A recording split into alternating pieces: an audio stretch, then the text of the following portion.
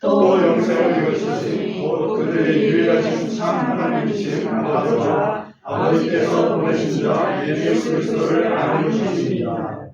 아멘. 오늘 말씀의 제목은 그리스도를 아는 지식입니다. 성경은 참으로 기이한 책입니다. 여기 보면 하나님 아버지 그리고 예수 그리스도 이 두 분의 인격체가 소개가 되고 있습니다. 근데 창세기 1장 1절이 성경이 처음이잖아요. 근데 성경 처음에 보면 태초에 하나님이 천지를 창조하시니라. 하나님이 등장하죠. 계시록 22장 21절이 마지막 절인데 거기 보면 우리 주 예수 그리스도의 은혜가 너희 모두와 함께 있을지어다. 아멘. 이렇게 되어 있습니다. 그러니까 하나님으로 시작해서 예수 그리스도로 마치고 있습니다. 이것도 너무나 놀랍죠? 하나님으로 시작하는데 그 하나님이 창조주 하나님으로 등장합니다. 다시 말하면 우리가 존재하게 된 어떤 그 근원이 여기서 창세기에서 시작이 됩니다. 그리고 계시록 마지막 절에 예수 그리스도 그분은 우리의 구원의 근거입니다. 그죠? 우리가 존재하게 된 근거와 우리가 구원받게 된 근거가 성경의 처음이요 마지막입니다. 그분이 바로 하나님 아버지시고 예수 그리스도시다. 성경은 정말로 놀라운 책입니다. 저는 아주 근원적인 질문을 저 스스로에게 던져 보았습니다. OWEH라는 걸 잘 아시죠? OWEH. 누가 언제 어디서 무엇을 어떻게 해. 그죠? 그 질문을 나의 삶에 대해서 한번 던져봤습니다. 여러분 같이 한번 생각해 보십시오. 나는 누구인가? 단답형이 가능하죠? 나는 사람이다. 각자 여러분들 나름대로의 정의를 해볼 수 있을 겁니다.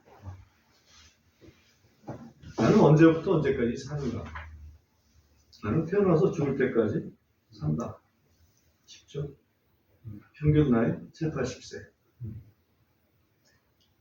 나는 어디서 사는가? 나는 이 땅 위에서 살고 있다. 공중도 아니고 물속도 아니고 땅 위에서 살고 있다. 나는 무엇을 하면서 사는가? 먹고 마시고 결혼하고 집 짓고 집 지은 건 아니지만 그래도 집 사고 그렇게 산다. 나는 어떻게 사는가? 나는 일을 하면서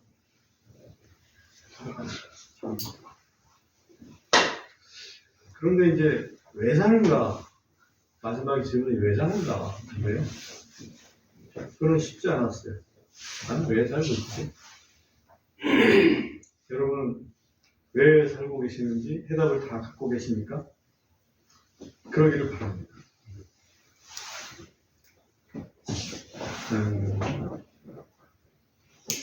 우리 자신을 알려면 하나님을 알아야 된다고 제가 말씀드리고 싶습니다. 우리가 지난주에 시편 91편을 배우면서 그때 하나님께서 이런 약속을 하십니다. 내가 너를 높이 세우겠다. 왜냐하면 너희가 내 이름을 알았기 때문이다. 그러니까 우리가 하나님의 이름을 안다면, 다시 말하면 하나님을 안다면 우리 자신이 높아질 수 있습니다. 존귀해질 수 있습니다. 나는 왜 사는가? 좀 살아도 좀 존귀하게 살아야 되지 않겠습니까? 그죠? 하나님께서 먼저 이스라엘 민족에게 하나님의 정체에 대해서 가르쳐 주셨습니다. 알려주셨습니다. 우리가 출애굽기 6장을 한번 펴주시기 바랍니다.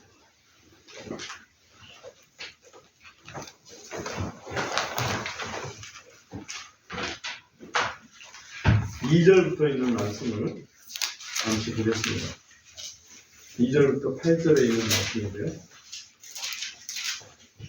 또 하나님께서 모세에게 말씀하여 그에게 이르시되 나는 주라. 숫자가 대문자로 되어 있죠? 네.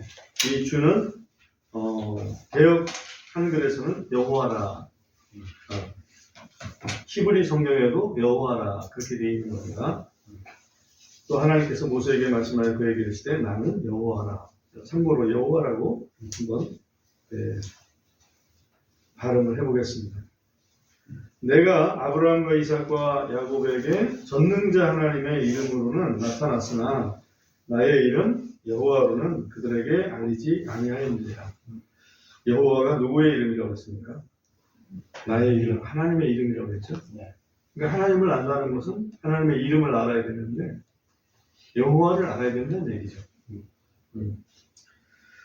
또한 내가 그들과 함께 나의 언약을 세워 가나안 땅, 곧 그들이 나그네로 지내던 곳인 그들의 순리의 땅을 그들에게 주기로 하였느니라. 이 그들은 아브라함과 이삭과 야곱을 얘기합니다. 또한 내가 이집트 사람들이 속박하는 이스라엘 자손의 신음하는 것을 내가 듣고 내 언약을 기억하였노라. 그 언약은 가나안 땅을 너희에게 주겠다라고 하셨던 언약을 얘기합니다. 그런즉 이스라엘 자손에게 이르기를 나는 여호와라. 내가 이집트 사람들의 무거운 짐 밑에서 너희를 데리고 나오며 내가 그들의 속박에서 너희를 자유롭게 하고 또 펼친 팔과 큰 심판으로 너희를 구속하리라. 구속이라는 것은 영어로 여러분 말씀드리지만 redeem이라는 redeem이라는 건 값을 지불하고 되찾는 것을 얘기합니다. 실제로 보시면 또 내가 너희를 취하여 나에게 한 백성으로 삼고 나는 너에게 한 하나님이 되리니 내가 너희를 이집트 사람들의 무거운 짐 밑에서 너희를 데리고 나오는 여호와 너희 하나님인 줄을 너희가 알리라. 내가 아브라함과 이삭과 야곱에게 주기로 맹세한 땅으로 너희를 데리고 들어가 그 땅을 너희에게 주어 유산으로 삼게 하리라. 나는 여호와라 하셨다. 여기 보면 여호와라, 나는 여호와라 하는 말씀을 모세를 통해서 이스라엘 백성에게 여러 차례 지금 적어도 여기서 보면 3차례 말씀하고 계시는 것을 알 수가 있습니다. 특별히 3절 말씀에 보면은 내가 아브라함과 이삭과 야곱에게 전능자 하나님의 이름으로는 나타났으나 나의 이름 여호와로는 그들에게 알리지 아니하였느니라 이렇게 말씀하고 있죠. 그러니까 전능자 하나님, 전능하신 하나님, 엘샤다이라고 전문용어로 쓰죠. 그래서 아브라함과 이삭과 야곱에게는 정말 하나님이 말씀하시면 다 되는 그런 전능자로 나타나셨습니다. 그런데 그 이름이 여호와로는 알리지 아니하였다 이렇게 말씀하고 있습니다. 이게 무슨 의미일까? 지금 생각을 좀 해보시기 바랍니다. 특별히 이 말씀을 하기 전에 모세를 부르시면서 하나님께 하신 말씀이 있습니다. 거기에 보면 조금 더 이 배경을 이해할 수가 있습니다. 출애굽기 3장으로 넘어가 보겠습니다. 출애굽기 3장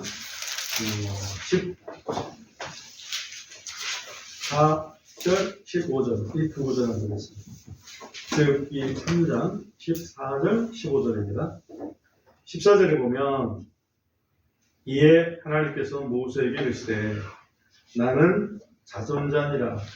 자존자라는 것은 스스로 존재하는 분, 다시 말하면 스스로 계시는 분 이렇게 얘기할 수 있겠죠.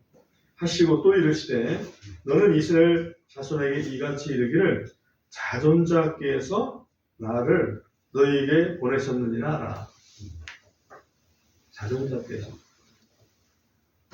그 다음에 15절에 보면 또 하나님께서 모세에게 이르시되 너는 이스라엘 자손에게 이같이 이르기를 너희 조상들의 여호와 하나님, 그죠? 여호와 하나님, 곧 아브라함의 하나님, 이삭의 하나님, 야곱의 하나님이 나를 너희에게 보내셨느니라 하라. 이것이 영원토록 나의 이름이요 이것이 모든 세대에까지 이르는 나의 기념물이니 아브라함의 하나님, 이삭의 하나님, 야곱의 하나님 이것이 영원토록 나의 이름이다 이렇게 말씀하시는데 그러면서 그 너희들의 조상들의 여호와 하나님이 너를 보내셨다 이렇게 얘기를 해라. 그 앞에는 자존자 위에서 너에게 보내셨다 그렇게 해라. 그 얘기는 자존자 여호와 같은 분이라는 얘기죠. 그래서 여호와라는 말을 여호와라는 이름의 그 뜻은 자존자다 이렇게 말씀드릴 수가 있습니다. 그런데 자존자를 영어로 표현한 걸 보면 영어로 표현한 것도 쉽지 않아요. 왜냐하면 히브리어 자체가 그렇게 쉽지 않으니까 거기 보면 I am that I am 이라고 써 있습니다. 그렇죠? I am that I am 그 말씀은 무슨 의미를 가지고 있을까? I am이라는 것은 잘 아시겠지만 현재형이죠? 동사가 현재형입니다. 그래서 자존자는 기본적으로 우리 피조물하고 상반되는 단어입니다. 우리 피조물은 자존자가 아니잖아요. 하나님께서 우리를 만들어 주셨기 때문에 우리가 존재하게 된 거지. 하나님은 스스로 존재하시는 분입니다. 누가 지어주신 분이 아니라는 얘기죠. 창조주라는 얘기죠. 그죠? 그래서 그 자존자는 기본적으로 창조주이시고 또 하나는 현재형으로 되어 있다는 얘기는 현재도 계시는 분이라는 얘기죠. 현존자야. 그죠? 현존자. 그리고 우리가 알지만 이 하나님은 어제도 계시고 오늘도 계시고 또 영원토록 계시는 영존자이시기도 합니다. 그러니까 이 자존자라는 말 속에는 세 가지 의미를 다 가지고 있다. 자존자, 영존자, 현존자. 그죠? 이 세 가지 의미를 다 가지고 있다. 이렇게 이해를 하면 좀 좋을 것 같아요. 그러다 보니까 그분은 과거의 하나님이 아니고 또 현재의 하나님뿐만 아니라 미래의 하나님도 되신다 이거죠. 그래서 그분이 한번 말씀하시면 과거, 현재, 미래가 동일하십니다. 그 얘기는 그분은 약속 한번 하시면 그 약속을 신실하게 지킬 수밖에 없는 그런 하나님이시다. 이거를 여호와라는 말 속에 자존자라는 말 속에 그 단어 속에 포함하고 있다. 이렇게 이해를 하는 것이 바른 이해라고 말씀을 드립니다. 이 말씀을 이스라엘 사람들에게 말씀하셨는데 왜 이스라엘 사람들에게 말씀하셨을까 하는 그런 생각을 좀 해봅니다. 이스라엘 사람들은 여러분 아시겠지만 세계 인구의 몇 프로입니까? 0.1%입니다. 세계 인구의 0.1%를 통해서 99.9%의 세상에 온 세상에 하나님이 계시다는 것을 알리시기 위해서 이스라엘 백성에게 이런 일을 행하셨습니다. 그래서 여호와라는 이름을 가진 합성어가 있죠. 예를 들면 여호와 이레. 그러니까 여호와 뒤에다가 하나 이름을 붙여가지고 하나님이 어떤 분이신가 하는 것을 보여주시는 것이 있습니다. 그 모든 이름이 전부 이스라엘 백성에게 알려주신 이름입니다. 이방인들을 향해서 여호와 이레 이렇게 말씀하시지 않았습니다. 그렇지만 우리가 그 이름을 통해서 하나님이 알려주신 그 이름을 통해서 이제는 우리가 다 압니다. 어떻게? 성경이 있으니까. 그죠? 그래서 하나님께서 이스라엘 백성에게 주신 그 여호와 이름의 그 합성어가 한 7, 8가지 되는데 그 중에 제가 보면 제일 처음에가 여호와 이레고 맨 마지막이 여호와 삼마입니다. 여호와 이레는 아브라함이 이삭을 번제로 드리려고 할 때 하나님께 순종해서 그때 하나님께서 그 번제를 막으시고 대신 순양을 준비해 주셨습니다. 그래서 준비해 주시는 여호와, 그죠? 여호와 이레 준비해 주시는 하나님 그런 의미가 있습니다. 그러니까 하나님은 우리가 필요한 모든 것을 준비해 주신다. 이렇게 이해를 하면 되겠고요. 그 다음에 맨 마지막에는 에스겔서에 나와 있는 건데요. 여호와 삼마입니다. 여호와 삼마는 어떤 의미가 있습니까? 여호와께서 거기 계십니다. 여호와께서 우리와 함께 계십니다. 마치 임마누엘과 같은 그런 의미가 바로 여호와 삼마입니다. 다시 말하면 하나님께서는 우리와 함께 계시는 분이에요. 우리와 동떨어져 계시는 분이 아니고 우리와 함께 계시는 분. 우리와 함께 계셔야 되는 분. 그런 분이에요. 그리고 그 이름은 이스라엘 백성에게 알려주었지만은 이스라엘뿐만 아니라 온 세상 만민이 알게 하시고 싶어 하시는 그 이름입니다. 우리 출애굽기 5장을 잠깐 보겠습니다. 출애굽기 5장 2절에 보시면 이에 파라오가 이르되 여호와가 누구이기에 내가 그의 음성에 순종하여 이스라엘을 가게 해야 하느냐? 나는 여호와를 알지 못하고 이스라엘도 가게 하지 아니하리라.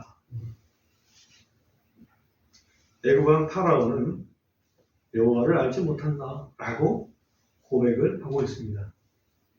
이스라엘 사람들도 잘 알지 못했는데 어떻게 애굽 왕 파라오가 알 수 있겠습니까? 그러나 하나님께서는 역사를 통해서 애굽 왕 파라오가 알 수 있도록 그렇게 역사를 하시며 한번 그 7장에 출애굽기 7장에 가서 한번 내용을 좀 살펴봅니다. 7장 5절에 가보면 또한 내가 이집트 사람들이 속박하는 이스라엘 자손의 신음하는 것을 내가 듣고 내 언약을 죄송합니다. 6장을 읽었네. 5장, 7장을 읽었네. 7장 5절에 보면 내가 내 손을 이집트 위에 내밀어 이스라엘 자손을 그들 가운데서 데리고 나올 때에 이집트 사람들이 내가 여호와인 줄 알리라. 이스라엘 사람들이 아는 건 당연한 거지만 애굽 사람들이 이제는 여호와를 안다. 이렇게 말씀을 했습니다. 또 17절에 가보겠습니다. 여호와께서 이같이 이르시되 내가 이 일로 인하여 내가 여호와인 줄을 알리라. 여기서 내가 할 때 내는 파라오를 얘기합니다. 보소서 내가 내 손에 막대기로 강에 있는 물들을 치면 그것들이 피로 변하리라. 그 이외에도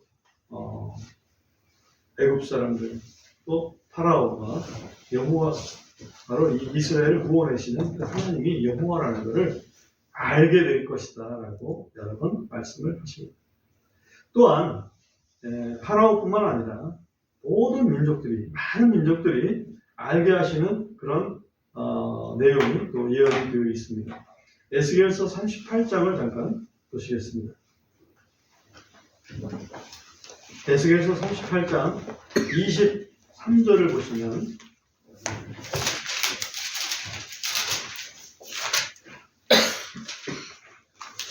이같이 내가 나 자신을 크게 하고 나 자신을 성별하리니 여기 나 이름은 다 여호와 하나님입니다.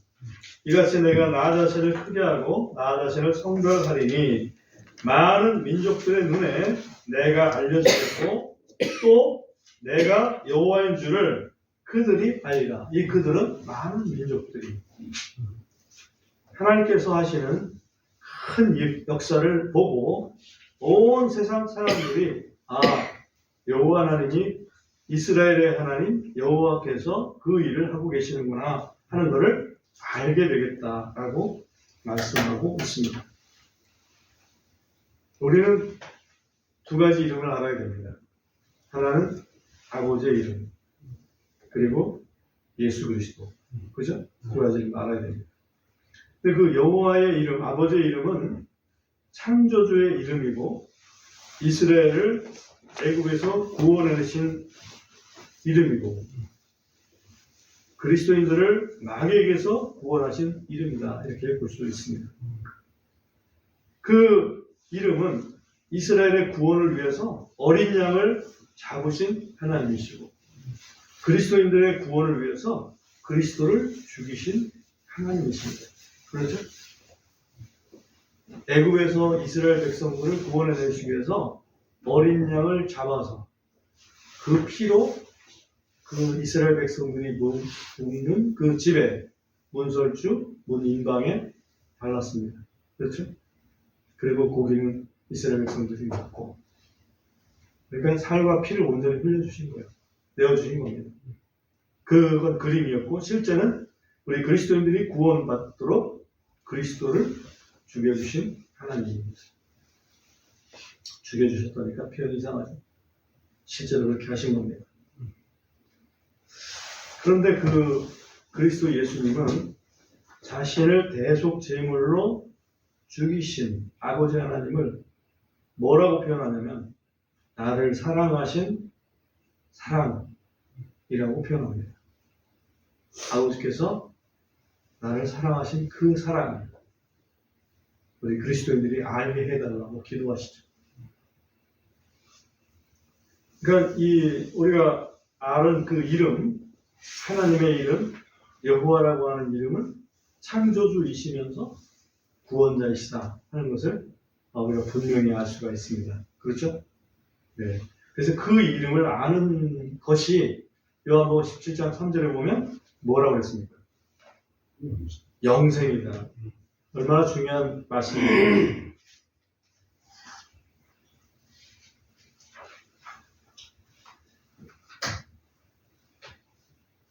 한번 질문을 한번 드려봅니다. 지금 우리가 여호와 하나님, 자존하시고 영존하시고 현존하시는 그 하나님과 함께 살아가는 인생과 피조물인 주제에 7, 80년 살다가 죽어가는 그 주제에 하나님 없이 스스로 존재하게 된 양, 자존자인 양, 그렇게 살아가다가 지옥에서 영원히 고통받으며 사는 인생. 하나는 자존하시고 영존하시고 현존하시는 하나님과 함께 살아가는 인생. 하나는 우리가 스스로 자존자로 살다가 지옥에서 영원히 고통하는 인생. 두 가지 인생 중에서 어느 인생을 선택하는 것이 옳을까? 질문을 드립니다. 상식적이라면 당연히 하나님과 함께하는 인생 살아야 되겠죠? 그러려면 하나님을 알아야 되는데 하나님을 모르면서 하나님을 살 수 있을까요? 없습니다. 하나님을 아는 길이 있습니다. 요한일서 5장 20절 한번 요한일서 5장 20절을 보겠습니다. 같이 해주셔서 읽어보겠습니다.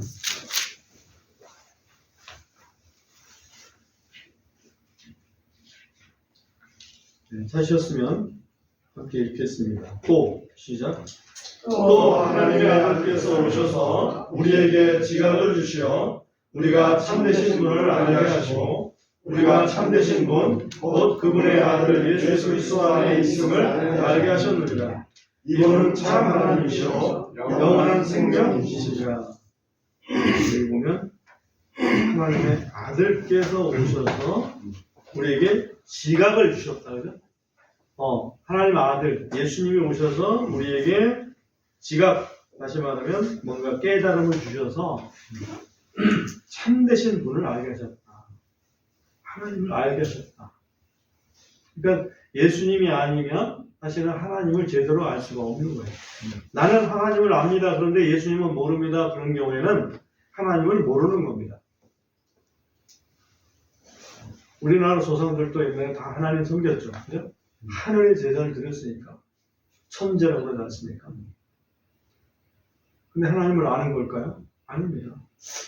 네, 그리스도를 몰랐기 때문에 그리스도를 통해서만이 하나님을 제대로 알 수가 있다. 이렇게 말씀을 드릴 수가 있습니다. 그리스도를 알기 위해서는 그렇다면 이제 그리스도를 알아야 또 그리스도께서 이렇게 가르쳐 주시는 것을 배울 수가 있잖아요. 그리스도를 알아야 되는데 그리스도를 알려면 어떻게 되는가? 요한복음 10장 14절 오늘 우리 암송 성곡입니다. 요한복음 10장 14절 거기 보면 나는 선한 목자니 내 양들을 알고 내 양들도 나를 아느니라. 여기서 예수님이 하신 말씀인데 여기 양들은 영혼들을 얘기합니다. 우리 예수님을 따르는 제자들을 얘기합니다. 나는 선한 목자니 내 양들을 알고 내 제자들을 알고 내 양들도 내 제자들도 나를 예수님을 아느니라. 그 말씀이죠. 그러므로 우리가 예수 그리스도의 양이 될 때에 비로소 예수님을 아는 겁니다. 우리가 예수 그리스도의 양이 되면 14절에 보면 내 양들을 내가 알고 내 양들도 나를 아느니라. 예수님을 알게 된다는 얘기죠. 당연하지 않겠습니까? 자기 목자가 자기 목숨줄을 갖고 있는데 그 목자를 모르겠습니까? 또 10장 27절에 가보면 내 양들은 내 음성을 들으며 나는 그들을 알고 그들은 나를 따르느니라. 안다는 얘기는 따른다는 얘기죠. 주님을 따르는 사람들, 그 사람들이 주님을 아는 사람들입니다. 그럴 때 비로소 우리가 주님을 알 때에 그리스도를 알 때에 우리는 그리스도를 통해서 하나님을 알게 되는 거죠. 그래야 영원한 생명이지, 그게 하나님의 생명이지. 예수님께서 부활하신 후에 베드로를 따로 불러서 질문을 던집니다. 3번이나 같은 질문을 던집니다. 네가 나를 뭐하느냐? 사랑하느냐? 라고 질문을 던집니다. 그 사랑을 확인하고 예수님께서 말씀하시기를 내 양을 먹이라. 여기 예수님의 그 제자들을 베드로에게 부탁하시는 그런 것을 알 수가 있습니다. 그 얘기는 교회를 통해서 우리 사람들이 그리스도를 알게 되고 또 그리스도를 통해서 우리 하나님을 알게 되고 또 하나님을 알게 되므로 우리가 산다는 것, 그것이 무엇인지를 알게 된다. 그런 것을 여기서 말씀을 하고 있는 것입니다. 저는 이 대목에서 한 구절을 좀 더 보고 싶은 구절이 있습니다. 고린도전서 8장 6절 한번 봐주세요. 고린도전서 8장 6절입니다.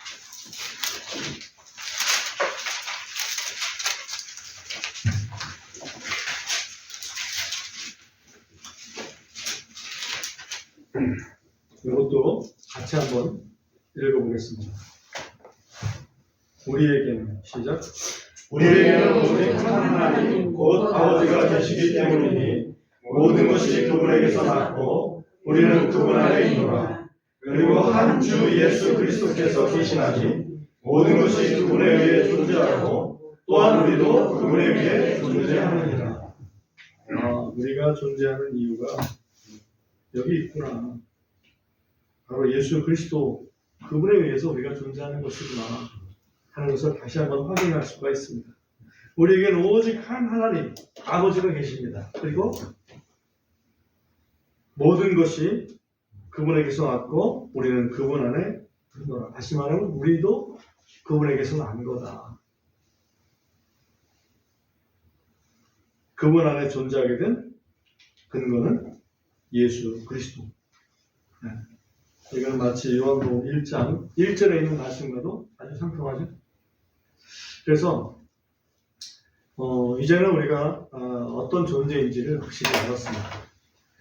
그러면 다 알았으니까 그 질문에 답을 할 수 있을까? 왜 사냐? 나는 왜 사는가? 이렇게 다시 한번 물어본다면 그 질문에 답을 할 수가 있을까? 이제는 하나님도 알고 예수님도 알았어요. 우리 할 수 있을까? 쉽지 않죠? 한 가지 분명한 게 있습니다. 뭐냐면 우리가 예수님을 영접한다는 것, 예수님을 믿는다는 것은 그분을 나의 손님으로 영접하는 게 아닙니다.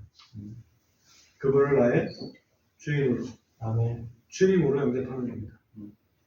그래서 많은 사람들이 이야기를 합니다. 내 인생은 나의 것, 내 마음대로 할 거야.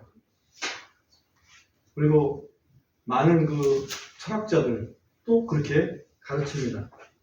너희 인생은 너희 것이니까 너희가 잘 해라. 네가 그 주인 정신을 갖고 해라. 라고 얘기를 합니다. 근데 성경은 좀 달리 얘기합니다. 내 인생의 주인은 나 그리스도다. 그럼 그리스도께서 나한테 살라고 하시니까 나 사는 거예요. 왜 사는가?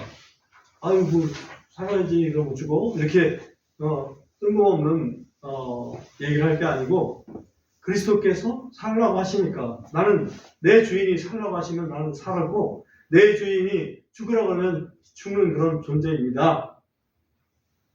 그걸 분명히, 존재론을 분명하게 해야 됩니다. 그러면 주님께서 살라고 하시는 게 분명합니까? 어디에 나오죠? 유명한 구절. 요한복음 10장 10절 한번 펴보겠습니다. 잘 아는 구절입니다. 요한복음 10장 10절입니다.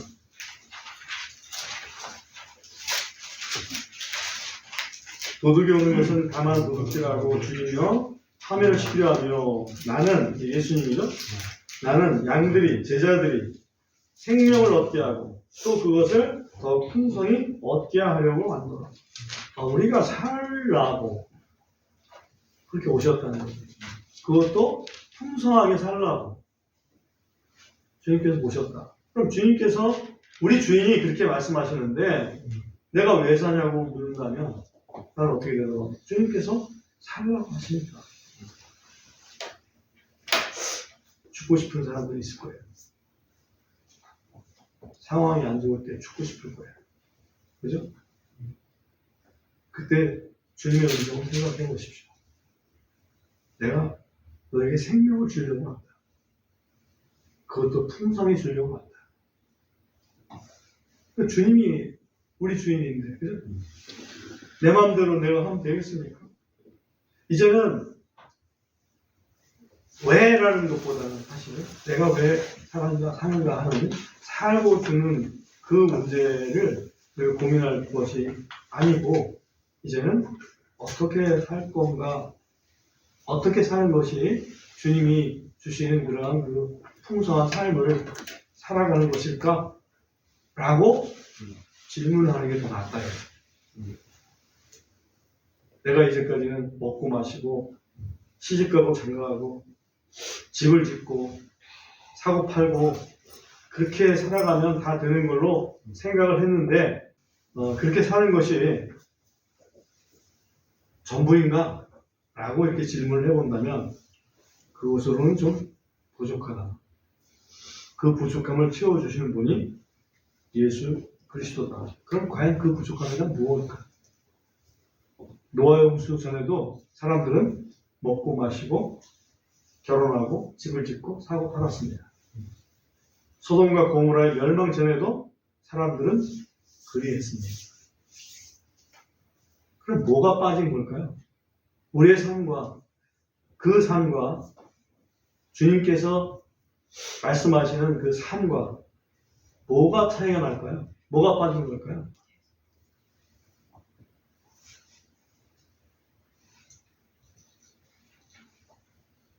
참고로 예수님께서 이스라엘 백성 5,000명을 보리떡 5개, 물고기 2마리, 오병이어라고 그러죠? 먹이시는 그 기적을 베푸셨습니다. 그랬더니 사람들이 막 몰려들어요. 그때 예수님께서 너희가 나를 이렇게 찾아오는 것은 너희가 먹고 배부르기 때문이다. 그것을 위해서 살지 말아라. 그렇게 말씀하십니다. 그러시면서 하시는 말씀이 살리는 것은 영이다. 영. 다시 말하면 이 육체라고 하는 것은, 육이라는 것은 유익을 주지 못합니다. 내 말이 영이고 생명이고, 다시 말하면 영이 빠지면 소용이 없다는 얘기입니다. 먹고 마시고 결혼하지 말라는 게 아니에요. 먹고 마시고 결혼하고 집을 짓고 사고 팔고 하되 그것이 전부가 아니고 그것이 진정한 의미가 있으려면 영이 있어야 된다는 거지. 영이 살아야 돼. 그 영으로 하나님 앞에 예배드려야 됩니다. 하나님은 영으로 예배하는 자를 찾고 계신다는 거죠. 그때 의미가 있습니다. 이해되시죠? 여기는 예수 믿는 제자가 되었습니다. 예수님을 아는 제자가 되었습니다. 그러므로 우리는 하나님을 알게 되었고 결국은 영원한 생명을 얻게 되었습니다. 이제는 우리의 주인은 주님이십니다. 그렇죠? 네, 주님이 하라는 대로 합시다. 아멘. 이 아직 영생을 아직 얻지 못한 사람들이라면 이 우리가 했던 그 절차를 그대로 따라야 됩니다.